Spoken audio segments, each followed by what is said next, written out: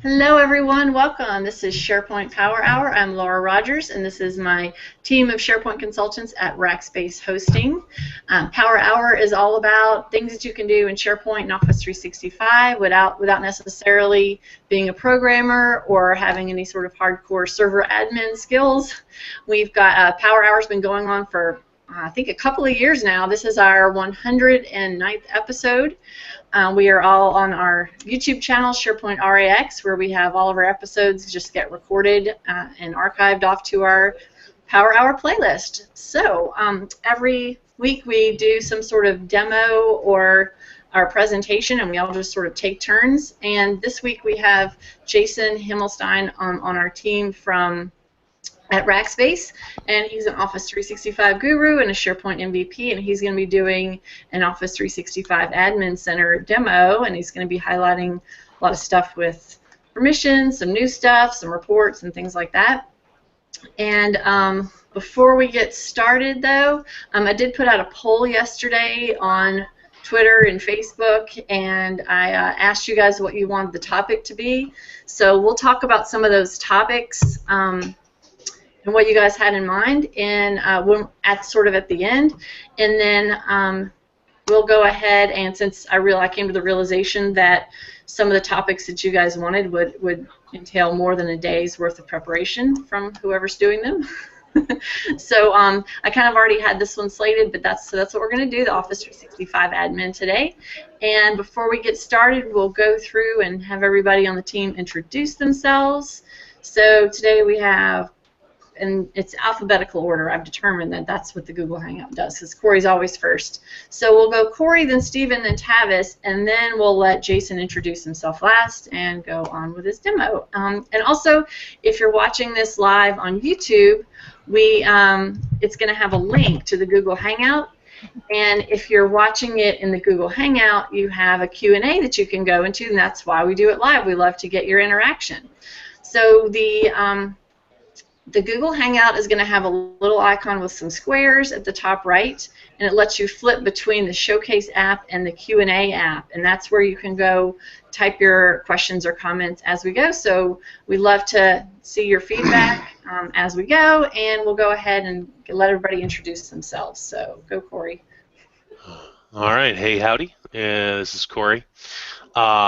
I am a SharePoint developer for Rackspace. I do all kinds of out-of-the-box stuff, InfoPath, because I still like the challenge, web parts and pages, and do a little tiny bit of PowerShell because it's fun and all sorts of stuff like that. Been doing SharePoint for about 10 years now, and this will be my first full year with Rackspace, 2016. Woo!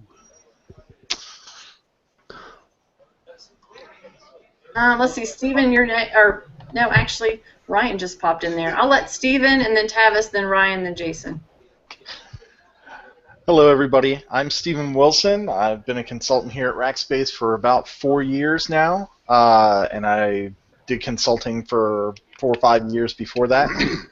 I do a lot of the administrative stuff. I do a lot of our migrations, some authentication stuff. As well as sort of the spool up after you first get going on SharePoint. I help you out with just sort of the basic questions. How do you get started once you've got this brand new shiny thing in your organization? And my name is Tavis Level. I'm a business intelligence developer on the business solutions team, and I've been with Rackspace for a little over 3 years. And I've been dealing with business intelligence in one form or another since around 2005. So do a lot of stuff with like reporting services, Performance Point, Power Pivot, tools like that. Hi everybody, I'm Ryan Keller. I am the branding guy on the team here, and that means that I make SharePoint look pretty. I've been doing that for like 4 or 5 years now, and been with Rackspace for about 4 years. Coming up in February, I think it is, and been doing SharePoint consulting for a few years before that, and I've lost track all of a sudden. It's been a while.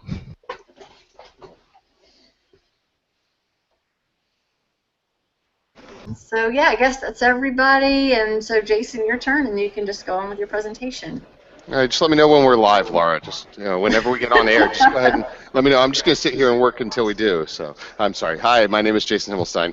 I am a Rackspace employee as well. I am the Office 365 Advisory Services Manager here.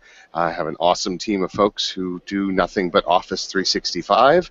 And I'm also let's see, they just changed the title. I'm an Office Services and Server MVP now as of January 1. And that's who I am. So I will go ahead and, I guess, take control, Laura. Is that what you want me to do? Take it over. It's all yours. Okay. Taken over. Awesome. And, team, anytime you have a question, feel free to reach in and ask, and we'll pause and take whatever questions. I am not going to look at the Q&A section because I got 3 monitors going at once. And right now you can see on my screen that I have 3 different windows of admin centers here. I'm going to show a couple different demos.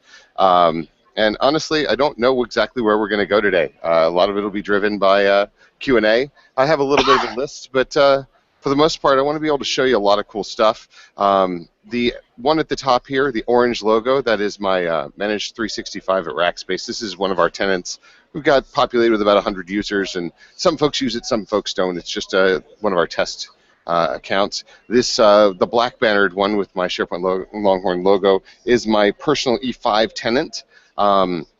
And I only have 1 user in that tenant, so there's not a whole lot of reports to take a look at, but there's some cool stuff that I can show you in there as well. Some new things popped in, like Planner just showed up. And the one with the Lego bricks is my personal MVP tenant. There are 25 user accounts available in that, and I have accounts set up for my kids so they can play Xbox One and things like that, and so that's my family tenant. So let's go ahead and start off. I'm just going to minimize a couple of them, and I'll start up here and maximize this guy here. So there are a couple things you'll notice. I did log in already just to make this a little bit faster and easier. The other thing to note is that my Himmelstein tenant, or my family tenant, is federated with an Active Directory on-prem, because I'm just a giant geek like that, and of course I have to have an on-prem Active Directory in order to manage my family's accounts. I don't want them changing passwords is mostly what it is, because they never remember what they are when they change them. So this way I manage all of it for them. But something worth note, and I apologize that it's a little bit small on the screen here. I'll do a little bit of a zoom out so you guys can see, and then I'll zoom back in. The current health, right on the front page of the admin center. Today is a special day. Everything's green. It is worthy of note that currently it is 11:08 a.m. Central Time on January 13th, 2016, and everything is working in Office 365. That's a pretty special thing.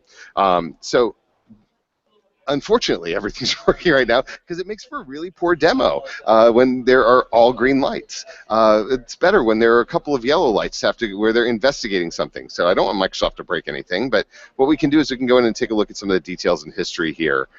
This does give us some back information that we can take a look at, and we can drill into any of these informational pieces. We can go back in time. You can see the legend down here. I can go get additional information about what's going on in some of these different things here. So just for fun, we'll go ahead and take a look at something like email and calendaring access. And I'll go back to January 11th, because that'll probably show me the most information. I can see what the incident number is. I can see when it was updated, what the service status is at this point. But I also get to see all of the history about what it is. So I can go back and I can see on the 8th, on the 6th, what was happening, when the service was actually degraded, and I can drill in and start to understand what's happening. There's some decent ways to find this out rather than just having to come to the admin center. There are some tools out there. There is a really cool iOS, and I believe there's a Windows Phone and Android as well, Admin Center for Office 365 app that is out there. There's also a service called Office 365 Mon. Steve Peshka, really great guy, came out of Microsoft a couple of years ago to start it up. Worth taking a look at. He and his team have built some really powerful monitoring and proactive response. Gives you a whole lot of information out there on that. But you can see here on the 5th, they went into an investigating mode. The engineers are investigating an issue that's causing some customers a problem with Exchange Online. Doesn't necessarily mean that you're experiencing it, but some customers are having a problem. So you can go in and see the user impact was delegated administrators are unable to access the Exchange Admin Center with Remote PowerShell. So even though you may not have people who are using Remote PowerShell, all the information is here so that you can find out what's happening within the Admin Center. So that's just one example. Just taking a look at that. So let's go ahead and go back. Oh, by the way, you can click here and go see the history for the last 30 days as well, and go and see everything that has been happening, all of the different issues that may have happened, like SharePoint Online had a service issue back in mid-December. So we can go in and take a look at all of those things as well. Just hit refresh, Tavis says. Yeah, I'm not going to hit refresh, Tavis, because you never know whether something's going to go down. But so I'm going to come back here, go back into the admin center. Something worthy of note, all of these guys on the left-hand side are clickable. So I can go and take a look at what my open service requests are. Was working on an issue recently where trying to do e-discovery and the download manager wouldn't download for me, the Click Once app. Works in one browser and not in the other three. I can take a look at all the different reports here that are showing up. Not much happening in this particular view. I'll dig into some other reports that give me more information. And I can take a look at some of the other things that are happening. So as an admin, one of the things I care about in this particular space is what's happening with my users. How do I activate users? What do I do with them? Hi, Joelle. I just saw Joel's head pop in at the bottom there. I'm going to come in here to my user section, take a look at the active users. Fortunately, I have to do a little bit of scrolling in order to get there. But here I can come in and I can take a look. I'm going to grab Adam Oakes' account here. A couple of things to note here. It's got my display name and my username, and then my status. In this particular situation, I'm not federated with an on-prem Active Directory, so all of my user status is in the cloud. Take a look at another instance here in a couple of minutes where something else is the case. So here, because I'm, this particular domain does not have, a vanity domain. There's not a URL that we've specified. We're just using the onmicrosoft.com domain. I can see what the primary email address is here, and then I can go in and take a look at the assigned license. Now, something worth taking a look at here is if I go in and edit the license. If I'm not ready to roll out things like Yammer or Sway, I can come in here, I can go to the drop-down on that E3 license, and now I can go in and say, you know what, I don't want Adam to get Sway, and I don't want him to have Yammer. So those things will not be licensed for him, even though he has a full E3 license. I can come in and I can take those things away from him. So if I only want him to have certain pieces of the E3 license, I can go in and do that. I don't want to do that because he's doing a demo of Sway and Yammer for a customer in a couple of days, so I'm not going to take those away from him at this point. Other things worthy of note in this particular space is being able to go in and edit what the user can do from a roles perspective. This is new functionality that came out second half of last year. Right now, Adam's a global administrator. He's my lead tech on my team, and so he has full access into the tenant. But if I wanted to come in and say, you know what, I only want you to take a look at administration capabilities on Exchange, doing passwords, and I don't want you touching SharePoint, I'll let you do user administration, user management. I can go ahead and just tick off these specific things, and that will give him those specific rights to just those services. So I can delegate those rights out. Now, something else worthy of note, I can delegate those permissions to somebody who doesn't actually have a license. So if I don't want somebody if I want to be able to give rights to another account, I can come in here and I can create a user account, not assign them an E3 license, and only give them administrator capabilities. So let's flip over to... That's odd. So they would be a SharePoint admin potentially, but not an actual SharePoint user? They would not have a user license, so they would be able to administer the service here in the administration console, but not actually go into SharePoint. That's correct. So unless something was shared with them from an external perspective, or something along those lines, they wouldn't be able to use the service itself. So if I come in here on this particular account, you can see I have some accounts that are synced up with an Active Directory, some that are not. So in the case of Cloud Jace, this particular account If I come here and click on this guy, we're waiting. He's currently licensed, but he is not synced with an on-prem Active Directory. I can come in here and take a look at the roles. Right now, he's only a user. I could go in and give this user, let me actually find one that is not licensed. So I know China is not currently licensed. There's no license, but I can go in and edit the user roles, and I can give China,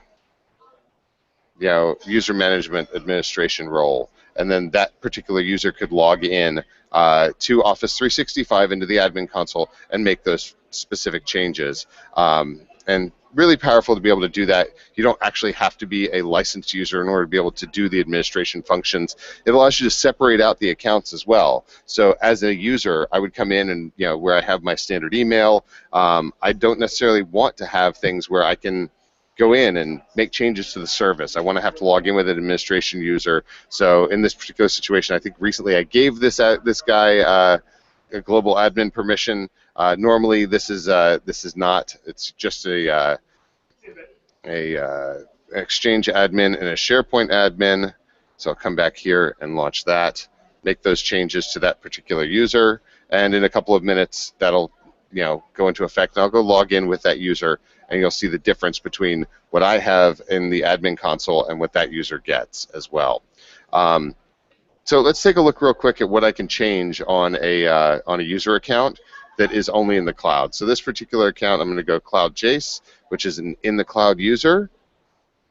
I'm just going to go and do an edit here. Everything is changeable here. I can go change the display name. I can change the domain. If I wanted to give him a different email domain, I could go off and do that here at this point. I can change all the roles. Currently there's no admin, no access. I can make changes to all the settings. I can change, all the mailbox permissions and pretty much everything to this particular user. If I were to come back here and go to this particular account, you saw I was able to change the role. But if I go to edit the user, what you're going to notice is it's going to gray out a lot of things. It's going to tell me this is currently, this user is currently synced with an Active Directory. So I don't have the ability to make changes to the username. I don't have the ability. I could change the FQDN on this, but that's all I can make the change to. As I come in, I can take a look at the settings. I can't make a change to that, whether I'm allowed to sign in or not. I can't change the email address, but I can come in and change the license. So here I've got Power BI and I've got an E3 license applied, as well as the PST and conferencing. I could make all those changes, but that's about all. Is there anything in the Q&A at this point, Laura? Should I keep on moving? No, there's nothing in the Q&A. Just in general, a lot of people ask me questions about their worry about control in, I guess more specifically in SharePoint, because they worry, if they have external sharing, what are people doing? Mm-hmm. Are people, what about OneDrive? How do you control that? Do you want to?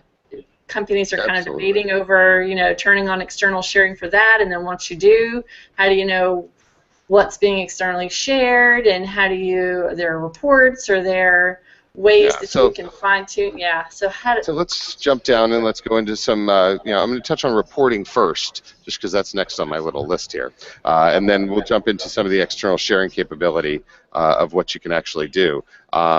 So there's a whole report section here, and they've made a lot of improvements recently in the reports. You'll notice some of them are actually labeled as new. So a couple of different things I can do. So I am logged in here into the 100 user domain. I can go in and I can click on the email activity list here. Now what I can see here is currently there are only a couple of emails being sent on a regular basis, and only some that are being received. Not a real popular domain, as it is a test domain. It tells me how many emails have been read as well. So I can actually come in and see that my account sent 18 emails, or received 18 emails, but I didn't read any, I didn't send any with this particular account.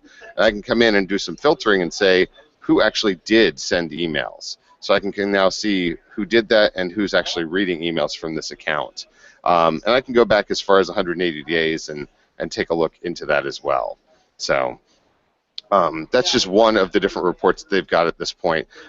This one's actually pretty useful, being able to go in and take a look at who's activating on a Pro Plus basis.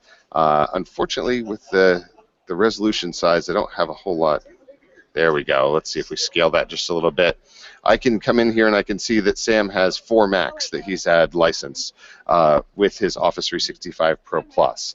Probably because he's wiped out his Mac a couple of times and it's re-imaged. I just redid my Mac, and you can take, or my machine. You can see that the last activated date was December 14th with this particular account. I activated my PC.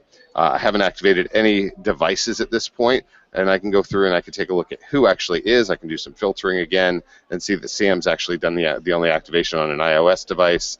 Nobody's using the Windows devices, and Aaron's the only one who's actually activated an Android device. So I can come through and I can actually see who's activated and who still has activations left on their account to be able to use. So other things from a PSTN usage capability, I can come in here right now and nobody's using PSTN, so it's not actually going to show anything, but you're actually able to go in and see what the PSTN, the dial-in usage is for Skype for Business. And since this is the SharePoint Power Hour, figure we could take a look at a couple of things around SharePoint. One of the things, I'm just going to zoom my, my resolution back in a little bit here. One of the things that we can take a look at is the number of team sites that have actually been deployed. And here I can take a look at it across a 12, 24, and 52-week basis, and I can see how many of them are active versus inactive. So this point I can see I had 18 active and none inactive, and that has sort of flipped the script, seeing as we're at the beginning of the week here. Still, we're not through the week. People really aren't using their team sites that are out on this particular domain. Only one of them is active at this point. And I can come through and I can drill in and see the full report across all of them rather than just looking at it through the grid. I can change it over to monthly as well, so I can see this across a 24-month basis and see how many of these are actually being used and when we're actually have been deploying out some of the team sites as well. So from a OneDrive perspective, I can come in here and I can see what our OneDrive storage is, how much is being used at this point, and not a whole lot is being used on this particular one. I can come in and take a look and see we had a nice little spike. People started using it, around October. So I can actually see how much is being used. It doesn't give me the ability to drill down by person at this point, but I can get in and take a look at, as a tenancy, how much is being used. Jason, Ann has a couple of questions. I think it might be from a few minutes ago. She said, okay, what can they do? And she said, what can a user that has access via the cloud but does not have an Office 365 account do? I think that's what she meant. Only administration, and so someone who has access via the cloud but doesn't have an Office 365 account, well, they have to have an account in order to be able to get in and do anything. So that is the first thing. So I can create them an account, but they don't have access. So if you're specifically referring to a user like my China user, nope, not on that tenant. There we go. My China user who doesn't have a license but has an account, well, they don't have a mailbox. But I can give them user rights, user roles here, and they can actually drill in and, if I just wanted to give them billing administration access. So if I'm using a third-party billing company and I wanted to be able to do chargeback to someone, but I don't want them to give them an Office 365 license, they don't have a need to have email, they don't need SharePoint access, they don't need OneDrive for Business, anything like that. I can simply come in here, give them a login, give them billing administrator access. That way they can go off and do that chargeback model, pay the bill, and be done. Does that make sense? What if they have SharePoint access? Well, you have to give them a user license in order for that to be the case. So they would actually have to have a license in order to be able to access SharePoint at that point. So hopefully that answered your question, Ann. If not, please pop another one in. Yeah, I think that answers it. Awesome. SharePoint user access that's a license to go to SharePoint. So yeah, they can have SharePoint Plan 2 licensing, E1, E3, Business Essentials. There are a bunch of different plans that you can have that will give you SharePoint access at that point. So, alrighty. So let's see. There was one more I was going to take a look at. I looked at team site tenants, looked at OneDrive. So lots of different reports in here that we can take a look at. I don't think we have any blocked users at this point, but you can go in and take a look at all of that from a Skype perspective. You can take a look at peer-to-peer sessions. In this particular domain, nobody's using it for Skype, so I'm not really able to dig into any of that. I don't really have any Skype users in any of my tenancies. So that's not something I can easily show. But taking a look at the external question that you had, Laura, there's this whole area in the dashboard around external sharing. Specifically on SharePoint, taking a look at sites is where you want to go, but just quickly take a look at the, I clicked on the wrong one. Let's see. There we go. So right now, it's not popping correctly, so this should be yellow. The admin center should actually be yellow on the health dashboard. So there's our little fail. But you can see that SharePoint actually does have sites that are externally available. Skype for Business is not. That's turned off in this particular situation. And we do have people who are allowed to authorize third-party apps. So if we go dig into the SharePoint side of this real quick,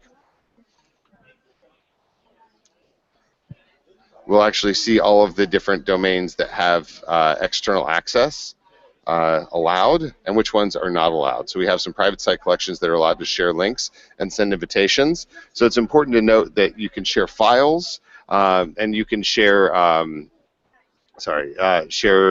documents and sites. So documents and sites only. You can't share document libraries, and you cannot share at the folder level at this point. It is only specifically the files and the site itself. So there's a granular level. You can either go all the way granular. That's a little frustrating because you would think you would just be able to have a library and use that library for that purpose and just share the whole library. But yeah. So could you share a folder?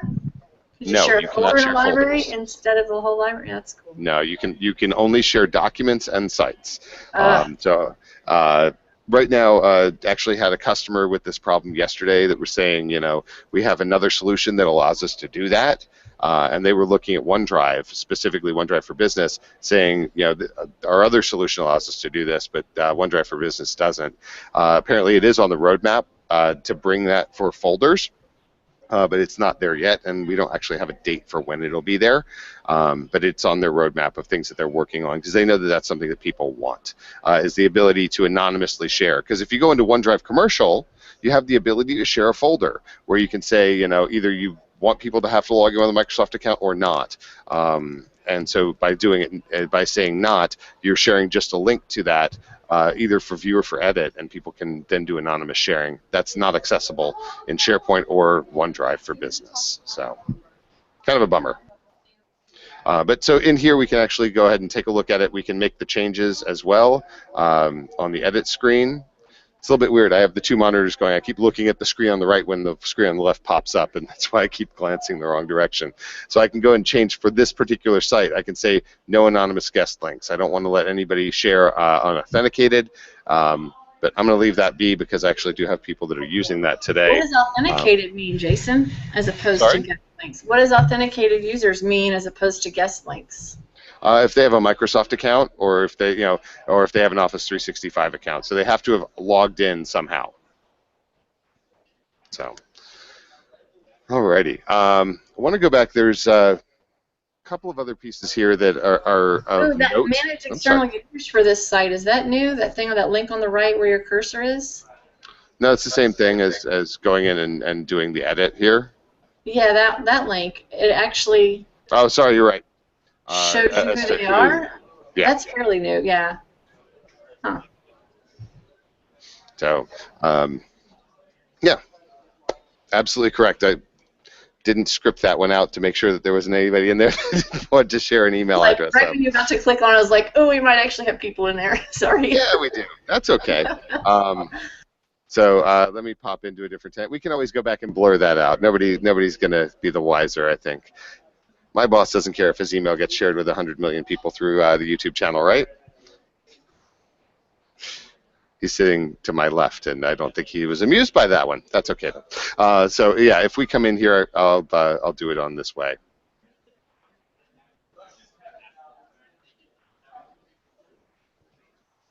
That external sharing thing tends to freak people out sometimes, though, I've noticed. Yeah. So the capability of coming in here, and as soon as it actually pops up, I can go in and see who that one external user is who has rights to the site. There we go. So I've invited Eric, and he has rights. I could come in here and take that away as well. So it's just the ability to get in and see at the admin console rather than having to go to the site collection itself to see who external is being allowed to be shared with externally. So what if you give somebody a guest link versus, I guess, like the external users are individual people who have like a Windows account they log in with, but a guest link, how do you stop that? That's not shared with a specific person. I think can you turn off the link, or when you share a link? At that point, you actually have to go into SharePoint and turn off the sharing at that point of that particular file. This is at the site collection level, right? So I can see who I've shared. Actually, I don't know if I've shared links in this particular place. This one is I've shared an invitation. But that one is different. I want to say that one, it would show up with the links as well, and I could trash those links. I don't have a good demo of that one, though, because I didn't realize I was going to show that one. Sorry about that. Anything else on that you want me to dig into, Laura? Or no, I'm just pondering just kind of stuff that people tend to worry about with the external sharing. That, yeah. So. I'm sure you get a lot of that as well. I do. Oh, my graphics driver just died. Let's hope I didn't lose you guys. We can still see your screen. We're good. I'm having a lot of fun with Windows 10 and screen sharing these days. So they haven't added anything with reporting as far as anything specific to SharePoint or permissions or sharing or anything like that, have they? It looks like it's all just email and Skype reporting. So that's been where the major focus is. As you can see, SharePoint really still doesn't have a whole lot. They're still working on it, but at this point, there's not a whole lot more here. We can go in specifically under the Admin Center for SharePoint. There's a reporting section under here, I believe, still. They haven't pulled it out. No, maybe they pulled it out. So yeah, everything is moving up to that top level at this point from a reporting perspective. So, but again, here I can come in and I can say for that particular site, I want to, I have the ability to manage sharing here also. But I was able to do that up top at the admin center, in the main admin center for Office 365 as well. The idea is that rather than having to come into the specific service, at the admin center level, we're able to do more. And with reporting admins and things like that, being able to drill in from a compliance perspective, trying to centralize all of those things so it's a little bit easier to get to. Other things real quick that are worthy of note, this particular domain that I've got, I have a couple of different ones. So I'm using my onmicrosoft.com domain. I also have my SharePointLonghorn.com is here because that's originally my blog was hosted off of a SharePoint on-prem, and then I moved to SharePoint Online, and eventually I moved it off to a different blog format altogether. But in here you can see that I have all the DNS set up for email as well as for Office 365, for Skype for Business. And I went down the path of leaving. I still have a public website for my blog. So Office 365 is hosting my SharePoint Online DNS under jasonhimmelstein.com. So I can have multiple DNS providers, multiple domains hosting off this one. So let me come back in here and show this one over here. If I come into domains, I have Himmelstein.onmicrosoft.com. I also have Himmelstein.org, which is hosting both Skype for Business as well as email. I don't have SharePoint Online set up for hosting on this as far as the DNS is concerned. But there's this other one here, this spssa.org. So we're running a SharePoint Saturday here in San Antonio, April 2nd. Call for speakers is open now. Go register.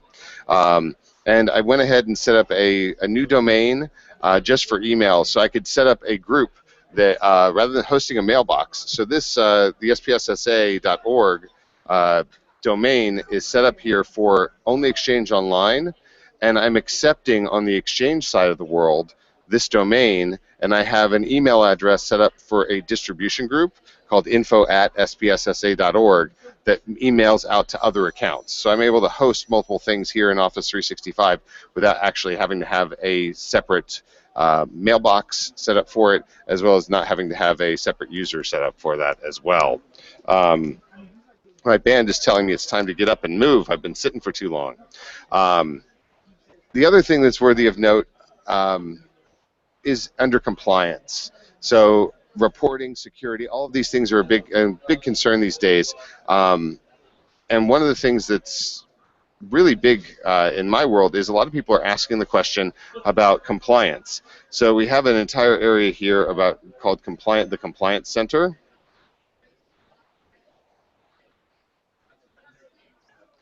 And one of the things, email is always a big topic. Everything's using, for the compliance area, it's all using the e-discovery capability built into SharePoint search at this point. So in order to actually leverage the Compliance Center, you have to set up a SharePoint site that is your e-discovery center. So that has to be there in the SharePoint Online. And then you actually have to go specify, if you want to go crawl mailboxes, you actually have to go specify that you want Exchange to be a content source for crawl. So you're not actually going to go crawl anything unless you're doing it for e-discovery purposes, but you're able to go in and do that at that point. So I can go in this particular situation and see that I want to go into the e-discovery center in SharePoint. I've already got a compliance test set up on this domain, but I believe I don't have one on this domain, so we can go take a look at that real quick. This is why I have multiple different tenants that I'm talking to today.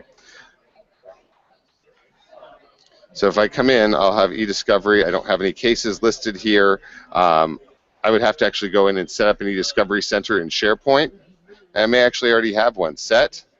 There we go. So every time I want to do an e-discovery case, I actually have to come in and create a new case. That's going to create a new subsite to this. So I'm going to call this Power Hour Test. Power Hour Test. And it's going to create that as an e-discovery case site template. And I'm just going to say, yes, let's create that now.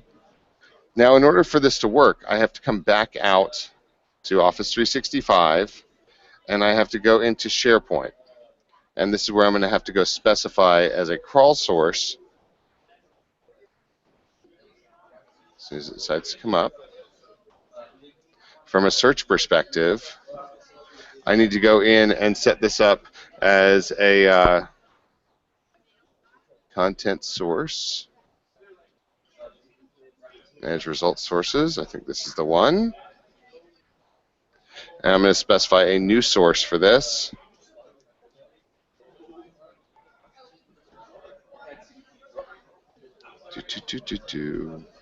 So while that's popping up, I can come back over here. So now I have this site created. And I can go in and start specifying what e-discovery sets I want to create.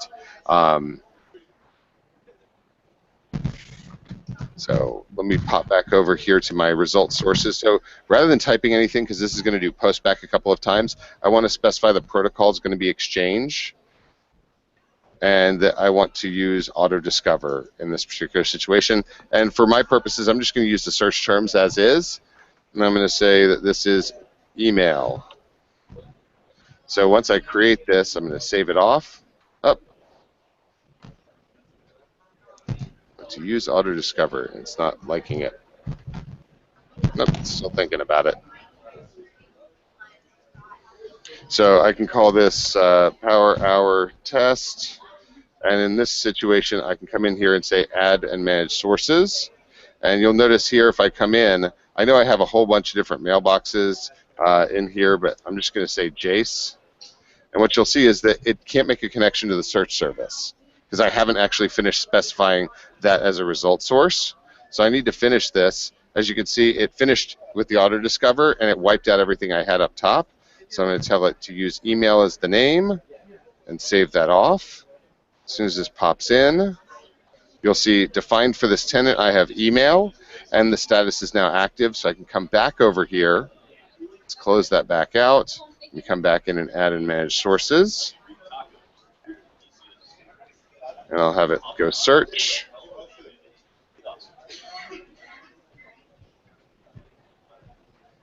Now it gave me a different answer. So if I come in here and say JSet SharePoint Longhorn, it may take an extra minute. It may not actually find it until the crawl is completed. But if I come here and say Jace, see if this guy pops in.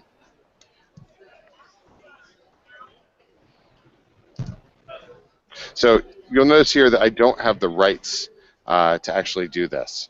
So that's what it's telling me. One of the things I have to do in order to make this work is I do have to come back in.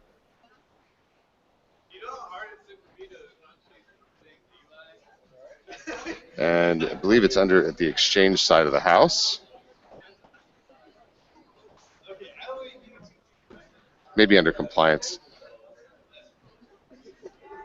Compliance management. In order to search these mailboxes, I have to have some permissions here.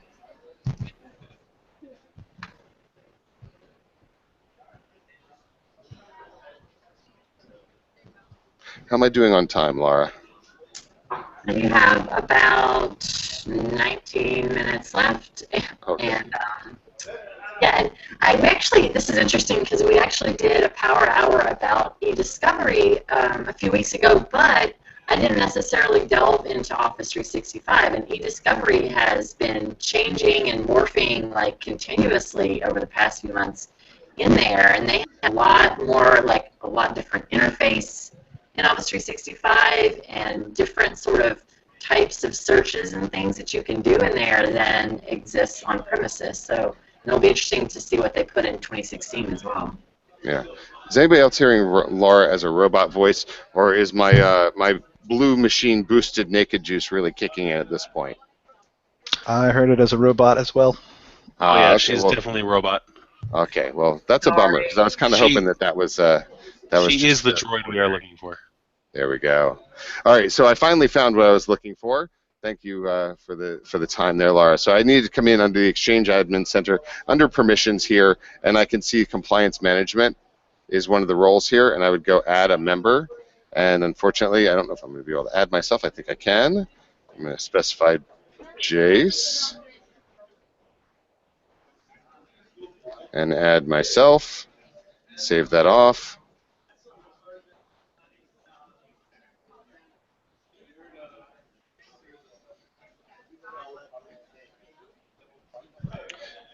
And just for good measure, I'm going to add myself to the other role there as well.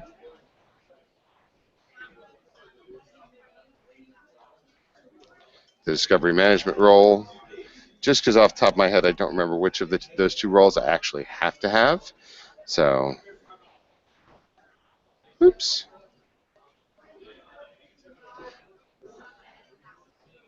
And we may have just closed out my my browser session.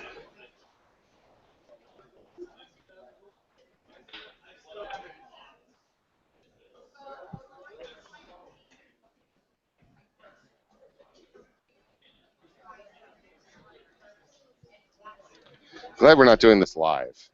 We can just clean all that up in post, right? So here we are. Let's go back to permissions.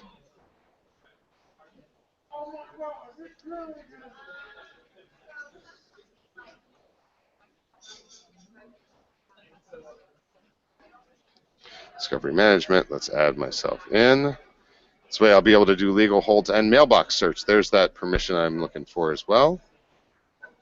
Okay, save it. I'll post back.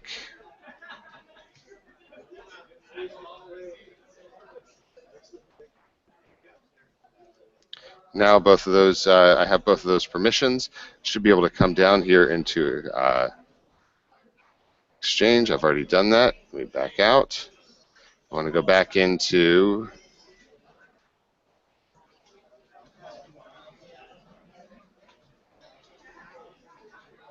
SharePoint. I've specified my search configuration. Then I should be able to just simply come into compliance management down at the bottom. It's opening a dozen different tabs for me. I come into eDiscovery, and now I will see I have my Power Hour test. I'm going to come in here.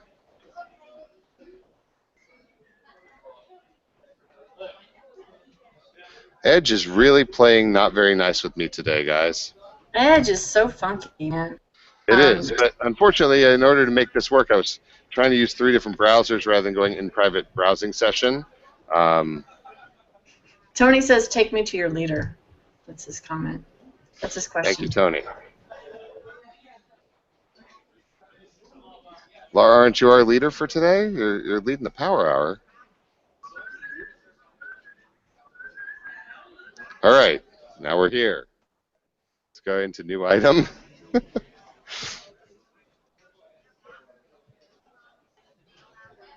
And I'm going to call this Power Hour test. I'm going to add in a source. I should be able to call this Jace. Do a search.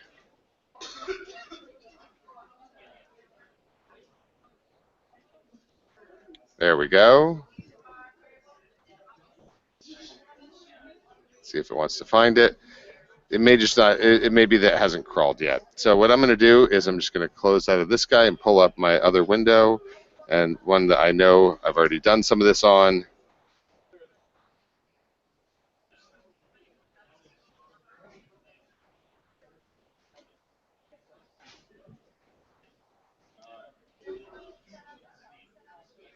There we go.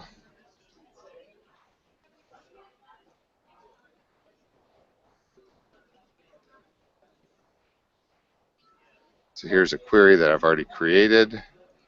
Go in and edit that item. And in this particular case, I have, I'm going to modify the query scope, searching everything for exchange. I can do an email search, but what I'm going to do right now is I'm actually going to go and in here, specify a new item, just so you guys see this working. Power Hour test. Let's manage a source.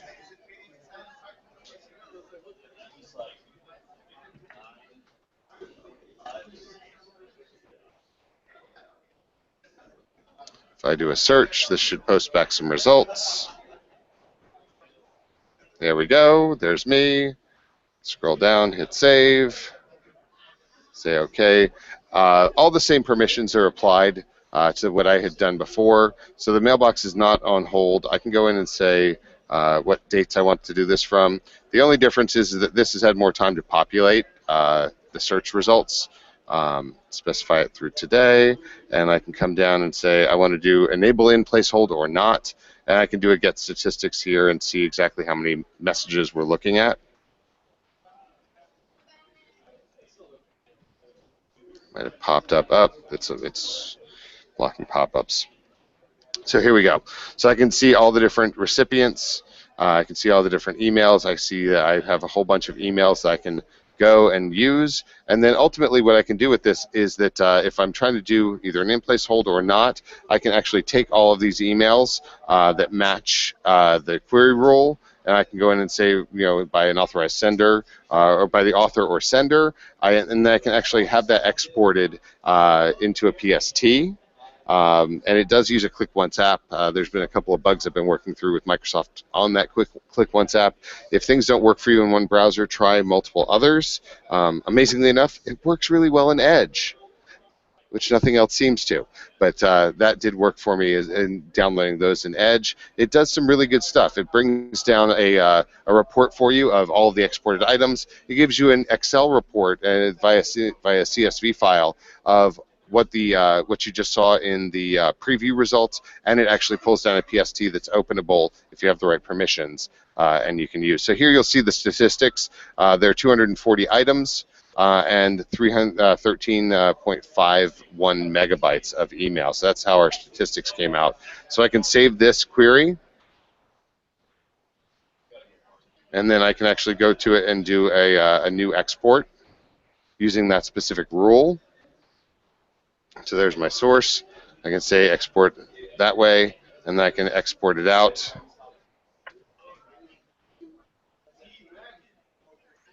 And that will launch and offer me to I have to do the update statistics again.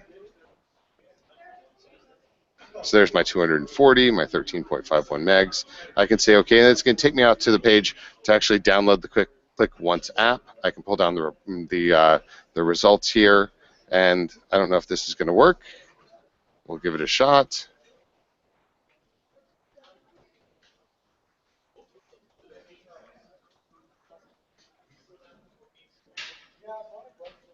And that's the error that I was getting before. So that works in Edge. Doesn't seem to work in Firefox for me, but hopefully that gives you enough of a picture of what you can do.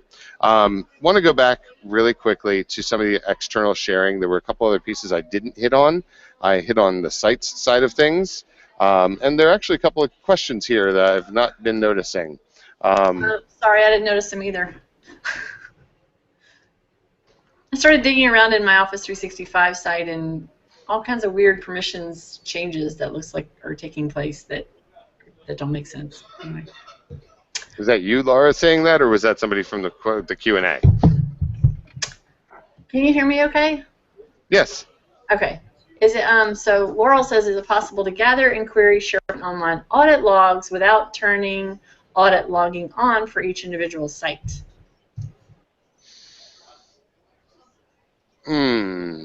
That is a good question that off the top of my head I don't have an answer for you on, Laurel, but I will gather that. From an audit logs overall perspective, you could probably do it through PowerShell at the tenant level, but I don't know off the top of my head for 1,000% fact because I have not gotten that question before. I was digging around in Office 365 yesterday, and I saw something in there where you can just say turn on SharePoint auditing, but it wasn't. It was in a weird place that didn't. I don't really know what it was related to. I'll have to go back and see where I found that. That's my thing about Office 365 is I'll come across something and then never remember where I found it buried in something else. So we'll have to look into that, Laurel. That's a good question. So Laurel, if you'll pop your email into the Q&A section, we'll work on getting back to you with an answer on that. And she says she explored the O365 Unified Audit Log Compliance Center /reports, but it didn't seem to work. So I wondered if corresponding actions had to be taken on each site of interest. Yeah, you're right there, Jason. PowerShell might have to be the answer to something like that. But that's a great question. So it's not here under reporting at this point. From a compliance perspective, under auditing, I don't know if there's going to be an option for you that's going to be any good, but definitely worth taking a look into, and we can work on getting you an answer back for that, either for and maybe we can talk about it on the next show as well, Laura. But the last thing that I wanted to hit real quick, because I know we're running short on time, and I have a meeting right after this, as I was coming down into external sharing. Well, it didn't work in the overview. Calendaring actually does show here, and you can go in and set whether you want people to be able to externally share their calendar or not via anonymous links.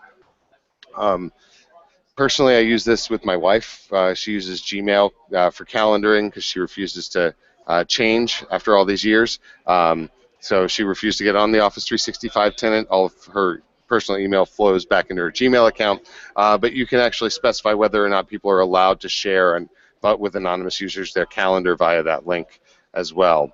And then from a Skype for Business perspective, you can specify whether people can talk to folks outside of your organization or not.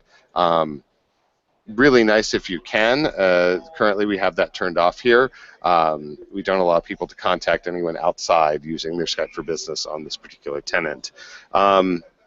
The one last thing, there is the ability to turn on Cortana in here as well using Office 365 and Cortana. I think, where was that guy? It may have been in a different tenancy though. Oh, I saw that today. Where did I see that? It's so frustrating. I think it was just some sort of general settings screen. I think it's under service settings.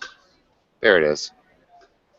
So under service settings, there's Cortana, and you can allow people to turn it on to be able to gather insights or not. So a lot of different things under the service settings piece here. One thing that's worthy of mention as a last thing here is if you want to see any of the newest cool stuff, then you need to turn on first release. In this particular tenancy, I don't have it turned on, but if I come back over here, you'll notice that I do have it turned on inside of my my E5 tenant.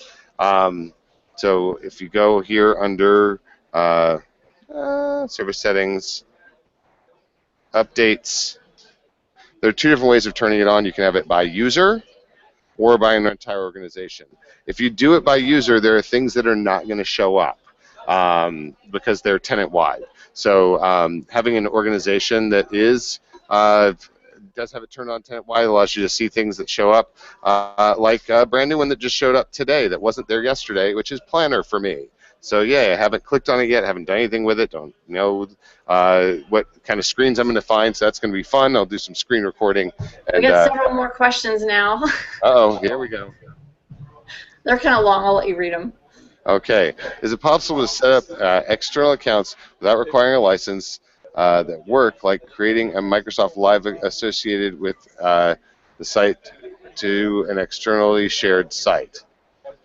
Sure, you can set up whatever users you want, but the problem is that at that point, if you want to actually have them access anything, have an email address, anything like that, you're going to have them licensed.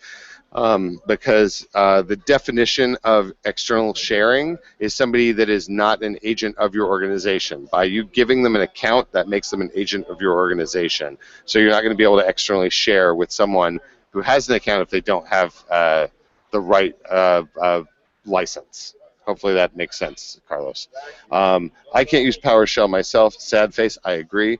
But I'd like to still hear your thoughts and solutions regarding whether or not I can use it. Absolutely. Laura will get back to you on that. And we have users that have a license to SharePoint only. No Office 365 account. What are the limitations compared to an Office 365 license accessing the same SharePoint site? So if you're talking about a SharePoint on-prem account, they have a license for that, but don't have a license to SharePoint Online. They're not going to be able to access anything in Office 365. Now, in the converse, someone with an Office 365 license, an E1 or an E3, an E1 license entitles a user to a SharePoint Standard CAL, and an E3 license entitles someone to a SharePoint Enterprise CAL. So while the converse is not there, you do have that capability. So. Go ahead and put your face back on there, so because they can't see your face while you're talking, since we're just answering questions, I guess. Okie dokie. Did I stop the sharing? Okay, good. So the whole time you couldn't tell that I was looking at the wrong screen. Awesome. So, cool. Did you get to both of those? So you got to Anne's question. I believe I did. And Laurel's. Okay. I don't know that I answered Anne's question the way she was hoping I would, but I gave her the real answer there. And it's entirely possible that you're asking something different, Anne. If so, please feel free to shoot us a note. Yeah, and we're going to be live at SB TechCon. We're going to have February.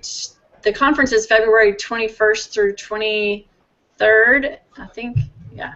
We're going to be live on that Wednesday, exact same time as usual. It's going to be Wednesday, February 24th at 11 there at the conference. So we would love it if you guys are at SB TechCon, if you could come see us live, and we'll find out, what room and stuff we're going to be in. And I did put out a poll. I put a link to it on our Facebook page and on our Google account and on Twitter to try and get you guys ideas about for our next Power Hour topic. And a lot of people voted for someone typed client-side reporting. I guess you mean like reporting that end users could do, or business users, as opposed to stuff on the server. So I think actually Stephen has a good idea that he was talking to me about that he might do for that, I think in a couple of weeks.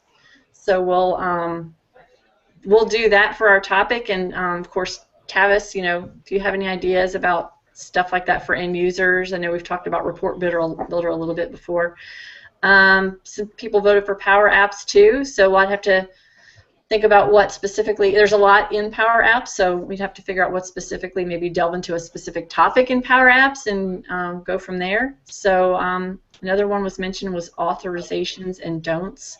I guess that's a permissions question. So I don't know. I guess that's what that means. Either that or it's like identity and SSO or something, but thanks everybody for voting. So we will delve into those. It looks like a lot of people are into the reporting though. So thanks. And a couple of you actually are slated to do a couple more power hours. I think Joelle, you were going to do one. I don't have the calendar in front of me, but Joelle, you were going to do one. And Stephen, you were going to do one. Do y'all want to say like a quick sentence about what it is?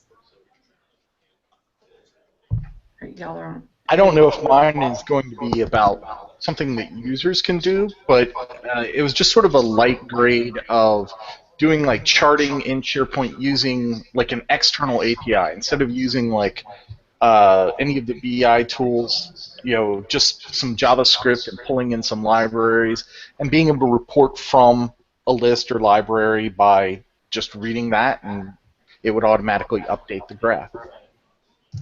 Cool, cool, new, interesting stuff. Joelle, were you going to say something? Yeah, the one that I'm doing is going to be on search engine optimization in SharePoint, just the different things you can do there. There's a couple different things to know about that. Awesome, yeah. Search is like just this whole other topic that a lot of times people don't even begin to delve into, and there's so much you can do with it. So that'll be a great one. All right. Well, I saw what you did there with the delve into it. That was good. Delve. I didn't even do that on purpose. Thanks everybody for coming, and we'll see you next week every Wednesday at 11 Central. Bye, over and out.